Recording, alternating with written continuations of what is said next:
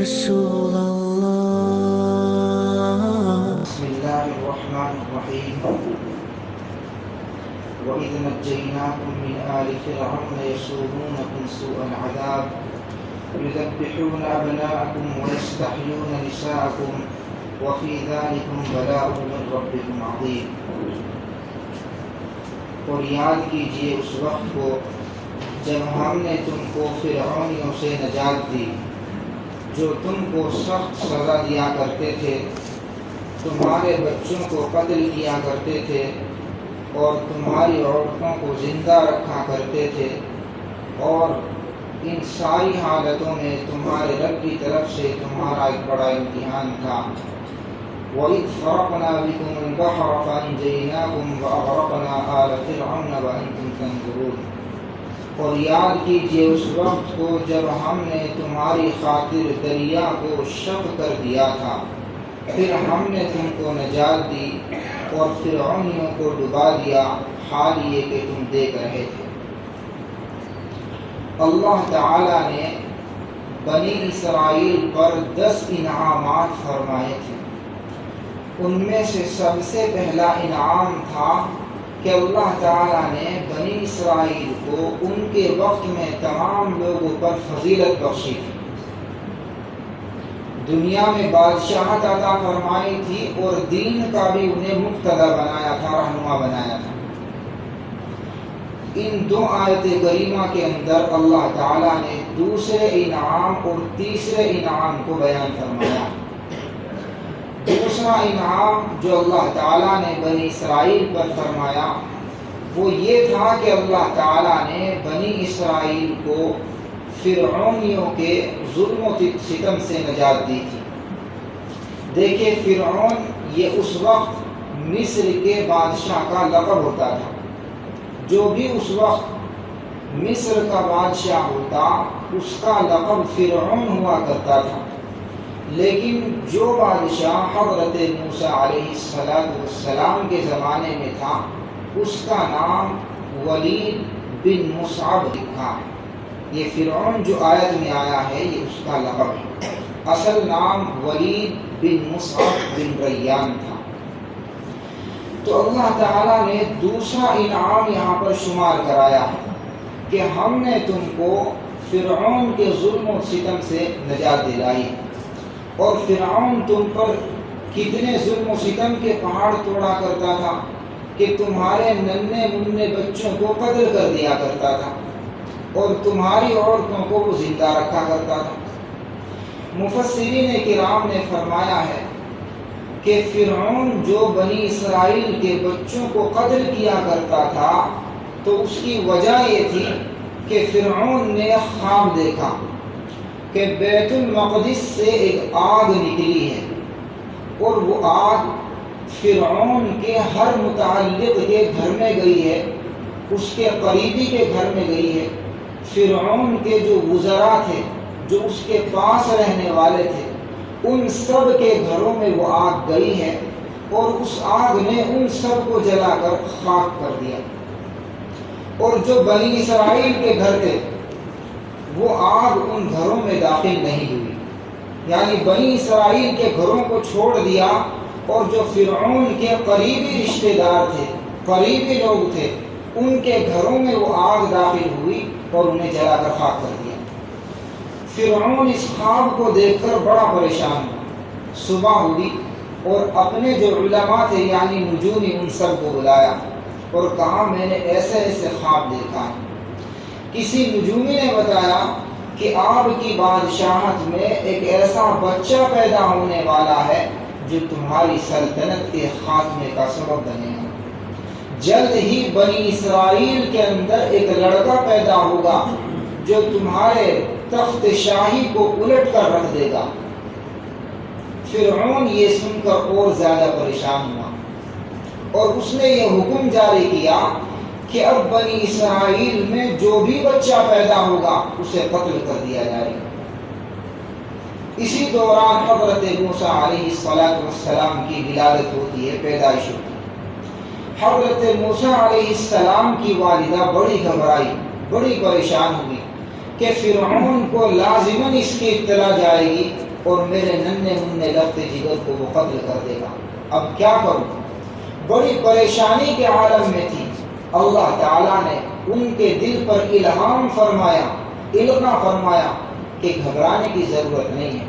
قرآن میں اللہ تعالیٰ نے فرمایا وَأَوْحَيْنَا إِلَىٰ أُمِّ مُوسَىٰ أَنْ أَرْضِعِيهِ فَإِذَا خِفْتِ عَلَيْهِ وَلَا تَخَافِي وَلَا تَحْزَنِي إِنَّا رَادُّوهُ إِلَيْكِ وَجَاعِلُوهُ مِنَ الْمُرْسَلِينَ کہ ایسا کیجئے موسیٰ علیہ السلام کو پیٹ بھر کے دودھ پلا دیجیے گا، خوب اچھی طریقے سے سیر کر دو موسیٰ کو، اور جب تمہیں یہ خوف ہو کہ فرعون کے لوگ آ رہے ہیں اور اسے قتل کر دیں گے تو ایک صندوق لکڑی کا بنا کر اس میں رکھ کر اسے دریائے نیل میں ڈال دینا۔ چنانچہ حضرت موسیٰ علیہ السلام کی والدہ نے ایسا ہی کیا کہ موسیٰ علیہ السلام کو دودھ پلایا، اچھی طریقے سے دودھ پلا کر ایک لکڑی کے صندوق میں لٹایا اور اپنی نم آنکھوں کے ساتھ اپنی لڑکی کو دیا اور اسے دریائے نیل میں ڈال دیا۔ ادھر فرعون کا جو محل تھا وہ دریائے نیل کے بالکل قریب تھا، بالکل پاس تھا۔ تو رات کے وقت جب یہ صندوق وہاں ڈالا ہے اور صبح ہوئی تو صبح میں فرعون کی بیوی حضرت آسیہ رحمہ اللہ، قرآن نے اس عورت کی تعریف فرمائی ہے، یہ بڑی نیک عورت تھی فرعون کی بیوی۔ کہتے ہیں کہ فرعون کی بیوی صبح سویرے ٹہلنے جا رہی تھی، بہت ساری بانیاں ان کے ساتھ تھی۔ جب صندوق آتا ہوا دیکھا تو فرعون کی بیوی نے سوچا شاید اس میں کوئی خزانہ اور قیمتی مال ہوگا۔ حکم فرمایا کہ خادموں کو کہو اس صندوق کو اٹھا کر لائیں۔ خدام گئے اور اس صندوق کو اٹھا کر لائے۔ دیکھتے کیا ہے کہ حضرت موسیٰ علیہ السلام آرام کے ساتھ اس میں لیٹے ہوئے ہیں اور اپنا انگوٹھا چوس رہے ہیں۔ فرعون کو اللہ تعالیٰ نے اولاد سے محروم کر رکھا تھا۔ حضرت آسیہ رحمہ اللہ کو کوئی اولاد نہ تھی۔ حضرت آسیہ نے حضرت موسیٰ کو اٹھایا اور فرعون سے کہا لا تقتلوه عسى ان ينفعنا او نتخذه ولدا، آپ اس بچے کو قتل مت کیجیے گا، بہت ممکن ہے کہ یہ بچہ ہمارے حق میں مفید ہو، یا ہماری کوئی اولاد نہیں ہے تو ہم اسے اپنا لڑکا بنا لیں۔ لیکن چونکہ فرعون نے متعین کر رکھا تھا، بہت ضد کی، لیکن حضرت آسیہ علیہ رحمہ اللہ کی ضد کے سامنے فرعون کو ہار ماننی پڑی اور حضرت موسیٰ علیہ السلام کو زندہ چھوڑ دیا۔ بڑے ہوتے رہے یہاں تک کہ حضرت موسیٰ علیہ السلام جوان ہو گئے۔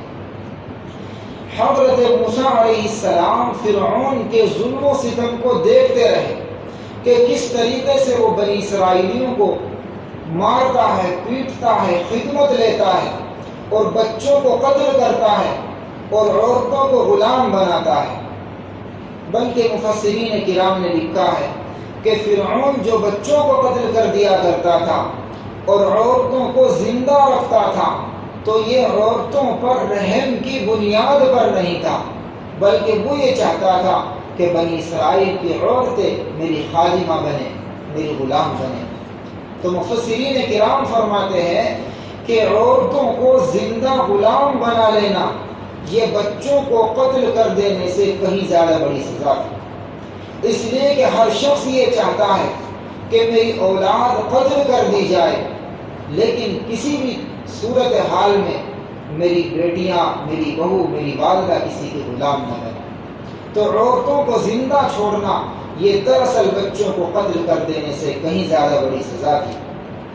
حضرت موسیٰ علیہ السلام جوان ہوئے اور جب فرعونیوں کے ظلم و ستم سے بالکل تھک گئے، انہوں نے اپنی قوم کو لیا اور مصر سے نکلنے کا ارادہ کر لیا، ہجرت کا ارادہ کر لیا کہ اب مصر چھوڑ کر ہم چلے جائیں گے۔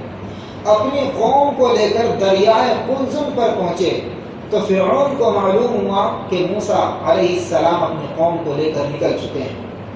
بہت غصہ آیا اور کہا کہ تمام فوجیوں کو تیار کرو، میں ابھی بنی اسرائیل کا اس صفحہ ہستی سے نام و نشان مٹا دینا چاہتا ہوں، میں تمام بنی اسرائیل کو قتل کر دینا چاہتا ہوں۔ 6 لاکھ کا لشکر تیار کیا، اور دریائے قلزم کے پاس جب بنی اسرائیل پہنچے تو پیچھے سے فرعون کا لشکر آ گیا۔ حضرت موسیٰ علیہ السلام کے ساتھ ایک بڑے اللہ کے ولی تھے جن کا نام تھا یوشع بن نون۔ انہوں نے جب فرعون کی فوج کو آتے ہوئے دیکھا تو کہا موسیٰ علیہ السلام، ہم نے آپ کو اللہ کا نبی مانا، ہم نے آپ کی کسی بات کی تکذیب نہیں کی، اب ہمیں بتائیے آگے سمندر ہے، تلاطم خیز سمندر ہے، موجیں اٹھ رہی ہیں اور پیچھے فرعون کی ننگی تلواریں آ رہی ہیں، اب ہمیں بتائیے ہمیں کیا کرنا چاہیے۔ موسیٰ علیہ السلام فرماتے ہیں کہ اللہ تعالیٰ کا یہی حکم ہے کہ ہجرت کر جائیں۔ اتنا کہنا تھا کہ یوشع بن نون نے اپنا گھوڑا دریائے قلزم میں ڈال دیا، لیکن چونکہ موجیں بڑی طاقتور آ رہی تھی اس لیے ان کا گھوڑا پھر واپس آ گیا، آگے چل نہ سکا۔ پیچھے سے فرعون کا لشکر بڑی تیزی کے ساتھ آ رہا تھا۔ پھر کہتے ہیں جلدی کوئی فیصلہ لیجیے۔ اسی دوران حضرت موسیٰ علیہ السلام پر وحی نازل ہوتی ہے کہ اپنا جو عصا ہے تمہارے پاس، یہ جو لاٹھی ہے، اسے دریائے قلزم پر ماریے گا۔ حضرت موسیٰ علیہ السلام اس لاٹھی کو دریائے قلزم پر مارتے ہیں تو اس میں رستہ بن جاتا ہے۔ بنی اسرائیل اس رستے سے گزر جاتے ہیں اور دریائے قلزم کو پار کر جاتے ہیں۔ فرعون بھی بنی اسرائیل کے تعاقب میں پیچھے پیچھے دوڑتا ہے، اور جب فرعون کا تمام لشکر دریائے قلزم کے بالکل بیچ میں پہنچ جاتا ہے، اللہ تعالیٰ سمندر کو بالکل ملا دیتے ہیں۔ دوسری طرف بنی اسرائیل یہ منظر اپنی آنکھوں سے دیکھ رہے ہیں کہ ہمارا وہ دشمن جس نے ہمارے ہزاروں بچوں کو قتل کیا، ہمیں ایک مدت تک اس نے غلام بنا کر رکھا، آج وہ بھی اور اس کی تمام فوج دریا میں غرق ہو رہی ہے۔ یہ دیکھ کر خوش ہو رہے تھے، اسی لیے اللہ تعالیٰ نے نجات پانے کو الگ انعام شمار کرایا ہے اور سمندر میں راستہ دے دینے کو الگ انعام شمار کرایا ہے، اس لیے کہ بنی اسرائیل میں کچھ لوگ ایسے بھی تھے جو حضرت موسیٰ علیہ السلام کی نبوت میں شک کیا کرتے تھے۔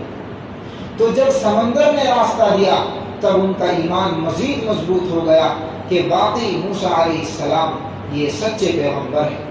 تو اس سمندر کو پھاڑنے کا، سمندر میں راستہ بنانے کا دشمن کو بھی نقصان ہوا اور ان کے جو بنی اسرائیل تھے انہیں فائدہ بھی ہوا کہ ان کا ایمان مضبوط ہوا۔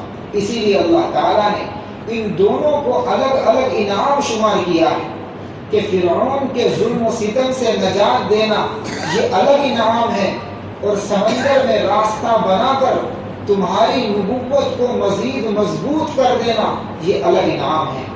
بہرحال اللہ تعالیٰ نے یہاں پر دوسرے اور تیسرے انعام کو یاد دلایا ہے، اور اس یاد دلانے کا مقصد صرف یہ ہے کہ ہم نے تمہارے آباء و اجداد پر اتنی بڑی نعمتیں عطا کی ہیں، انہیں فرعون کے ظلم و ستم سے بچایا، دریا میں ان کے لیے راستہ پیدا کر دیا، تو اتنی نعمتوں کے باوجود تم میرے آخری رسول محمد صلی اللہ علیہ وسلم کو جھٹلا رہے، ایسا کرو ایمان لے آؤ۔ تو اللہ تعالیٰ نے دوسرے اور تیسرے انعام کو شمار کرا کر محمد الرسول اللہ صلی اللہ علیہ وسلم کی رسالت کو ماننے پر آمادہ کیا ہے۔ اللہ تعالیٰ ہم سب کو اپنے ایمان پر استقامت نصیب فرمائے اور اس ایمان کی قدر کرنے کی توفیق عطا فرمائے۔